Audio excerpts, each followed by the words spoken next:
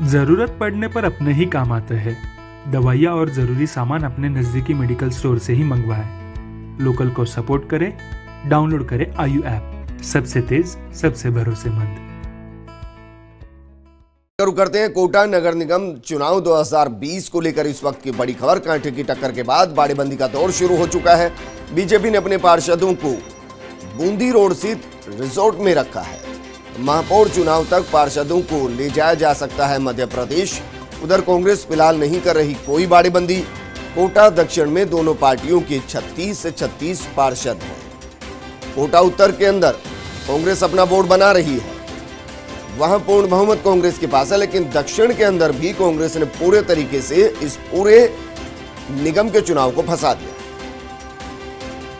मेरे सहयोगी भंवर एस चारण मेरे साथ जुड़ चुके हैं। भंवर, वैसे तो कहा जाता है कि 36 का आंकड़ा मतलब आपस में दुश्मनी मतभेद, लेकिन यहां 36 का आंकड़ा बाकायदा ये बताएगा कि निगम का चुनाव बनेगा, किसके पक्ष में जाएगा, निर्दलियों का रुख क्या है?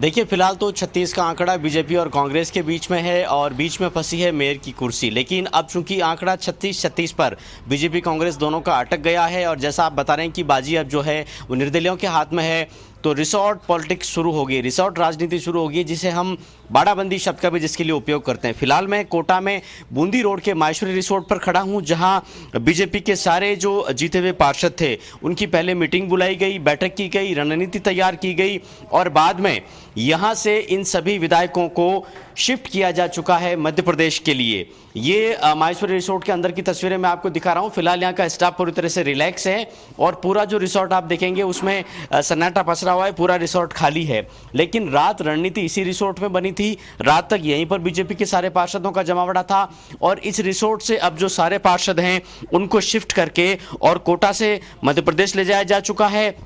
और विजेंद्र, बड़ी खबर यह है, एक्सक्लूसिव खबर यह है कि बीजेपी के सूत्र ये दावा कर रहे हैं, जो विश्वस्त सूत्र हैं, कि हमारे पास 3 निर्दलीय आ चुके हैं, यानी 36 बीजेपी के पास हैं और 3 इंडिपेंडेंट आ गए। यानी बीजेपी का आंकड़ा 39 तक पहुंच चुका है, लेकिन मैजिकल फिगर है 41 का, 41 का। 41 कहां से आएंगे, ये बड़ा सवाल है। फिलहाल कांग्रेस कोई बाड़ाबंदी नहीं कर रही है, लेकिन आज शांति धारीवाल कोटा आ रहे हैं, उनके साथ कोटा जिले के प्रभारी मंत्री भी रहेंगे। बैठक वो 5 बजे करने वाले हैं और जो कॉन्फिडेंस है कांग्रेस का, कोई बाड़ाबंदी की जरूरत ही उनको लगती है कि हमें नहीं है। लेकिन जो 8 निर्दलीय, क्योंकि 36 बीजेपी के पार्षद है, कोटा दक्षिण में 36 कांग्रेस के हैं और 8 निर्दलीय जीते हैं। मैं यही आपसे जानना चाहता हूं, एक तो जो 8 निर्दलीय पार्षद हैं उनकी पृष्ठभूमि क्या है, किस पार्टी की विचारधारा से वो आते हैं और बागी होकर चुनाव लड़े या निर्दलीय लड़े? दूसरा ये कि कांग्रेस बाड़ेबंदी नहीं कर रही है, क्या उसको लगता है कि बाकी के जो 5 पार्षद हैं उनके पाले में चले जाएंगे, या वो दक्षिण में बोर्ड बनाने के मूड में ही नहीं?